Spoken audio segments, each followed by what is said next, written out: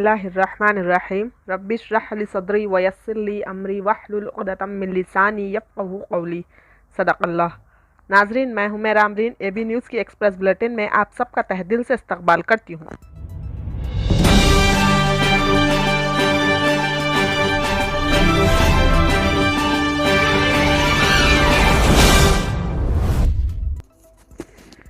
भाग्य Lakshmi coordinator CEDM coaching centre Peddapalli की इत्तला के मुताबिक मरकज़ तालीमी तरक्की बराए अक़लियती तबक़ात जामिया उस्मानिया महकमा अक़लियती बहबूद हुकूमत तेलंगाना के ज़ेर एहतमाम अक़लियती अक़ामती स्कूल गर्ल्स रंगमपल्ली में टीचर्स अहलियती इम्तिहान टेट के लिए मुफ्त कोचिंग सेंटर का क़याम मोहम्मद मेराज महमूद DMW की ज़ेर निगरानी में अमल में लाया गया।